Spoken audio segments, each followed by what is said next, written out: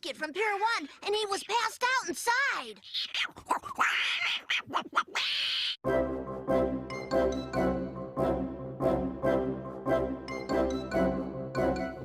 Oh, for Pete's sakes. Why is that monkey wearing a diaper? I thought he was housebroken.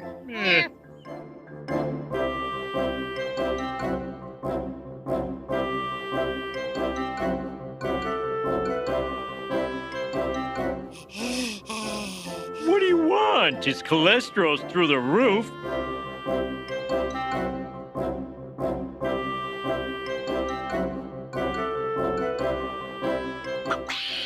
Hey, how come I get lice and nothing happens to Millhouse? So cold. So very, very cold.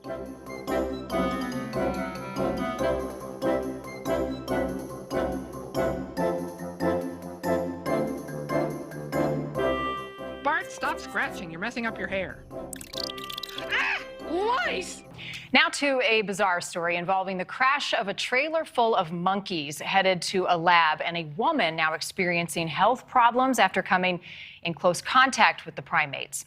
The woman says she has been put on preventative medicine for the next 2 weeks, but there are some questions tonight into what these monkeys were being used for and what they could have been infected with. Look down in more and it pops up some monkey. Michelle Fallon never thought something like this would happen. I thought, well, zoo monkeys. You know, I didn't know these were animal test monkeys. After witnessing a crash on a Pennsylvania highway and stopping to help, she learned the truck was carrying 100 monkeys from East Africa, headed for a Missouri test lab. I thought they were like okay, like they had their shots, they're good, they've been checked. I didn't know they could have diseases or whatever. After checking to make sure the driver was okay, she went up to the trailer full of crates, thinking there were cats inside. They had this like green cloth over, so I peel it back and I go to stick my finger in there to try to pet it, and it pops its head up and I'm like, oh, it's a monkey. 3 of the monkeys escaped in the crash and 1 was recovered. 2 others were put down. But the hours-long escape forced health officials to issue an alert, warning the community not to come into close contact with the primates because the species commonly spreads herpes virus B. I'm like, well, I was there and I touched everything. That alert leaving Michelle on edge and unsure of what to do.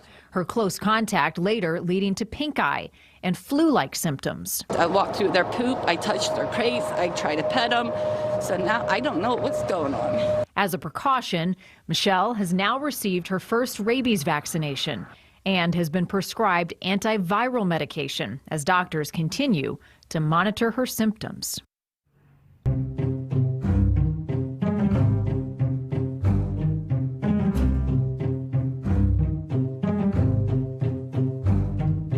I think an epidemic, either naturally caused or intentionally caused, is the most likely thing to cause, say, 10 million excess deaths, and that it's pretty surprising how little preparedness there is for it.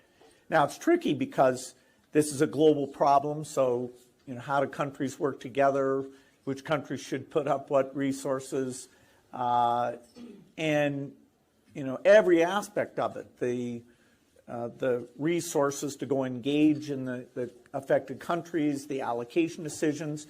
As we've seen various flu scares come along, we haven't had a super good response. So the paradigmatic examples are smallpox for an intentionally caused thing, that there was a simulation called Dark Winter that didn't come out very well, i.e. smallpox scored 1 and humanity scored 0. Flu epidemics, where we always talk about the potential recurrence of a 1917 like Spanish flu problem, and then Ebola, which although it was much smaller, there was some luck involved in that because it wasn't spread through respiratory contact. The reproductive rate was a lot lower, and it was basically people who were sick or dead who were doing most of the transmission. And so through a lot of heroic effort and a little bit of luck, it stayed under control and was largely contained to the 3 countries. Zika is still recent enough that the understanding of, okay, should we have seen it sooner? even understanding what the steady state case looks like in terms of immunogenicity, why it showed up in South America and didn't show up in Africa. I know people are hard at work trying to answer these questions. So the lessons from that one, I'm not trying to minimize that one at all, but I think they're less clear than from Ebola. You know, I think it's too bad in a way that we had to have these epidemics to get us to move, but the timing in terms of the science, the recognition that epidemics don't respect borders, and so whether you're looking at this through a humanitarian lens or a purely domestic lens, these are investments that should be made. I think this is a very positive step. Federal health officials have confirmed the discovery of some frozen vials labeled smallpox in a freezer at a Merck facility in Montgomery County. The CDC said the vials were incidentally discovered by a lab worker who was cleaning out the freezer.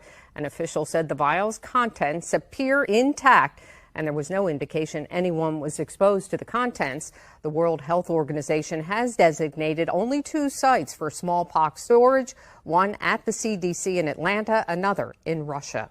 And believe it or not, police in rural Pennsylvania are asking residents to look out for monkeys on the loose.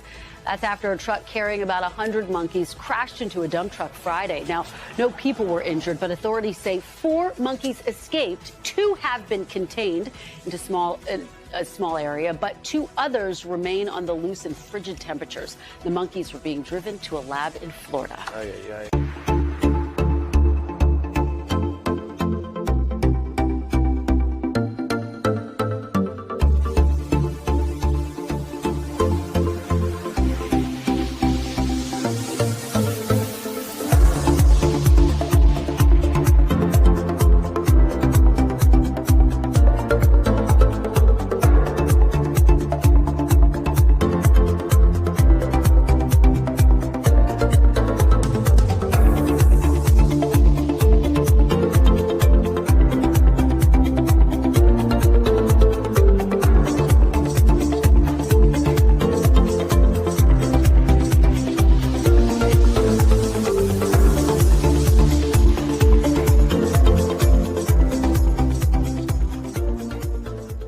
I think, and as we've seen various flu scares come along, we haven't had a super good response. So the paradigmatic examples are smallpox for an intentionally caused thing, that there was a simulation called Dark Winter that didn't come out very well, i.e. smallpox scored 1 and humanity scored 0.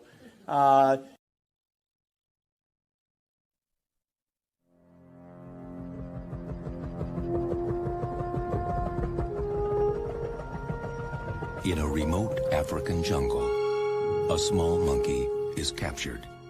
Bound for a pet store in America, the animal carries a deadly virus. Now,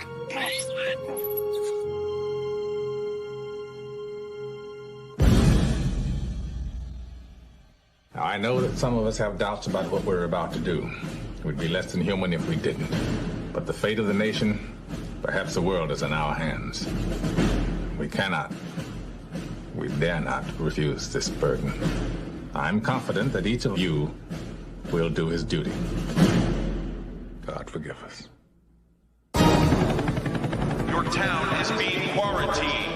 We got 19 dead. You got 100 more infected. It's spreading like a brush fire. What are you talking about? If one of them's got it, then 10 of them have got it now. And if one of them gets out of Cedar Creek, we have a very interesting problem. If that bug gets out of there, 260 million Americans will be dead or dying. I'm leaving with the team in an hour. From the heart of a small California town. Damn it, Sam, I want to save these people same as you. To the inner circle of power in Washington.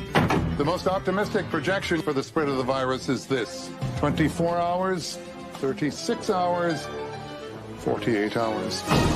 The greatest medical crisis of all time. We can't stop it. Begins. Try to remain calm. Many people are dying and are going to continue to die unless we find this monkey. There will be panic the likes of which we have never seen. There you are! Attention, Portland residents, citizens of San Diego, residents of Atlanta, Denver. Denver residents of Detroit and Dallas residents.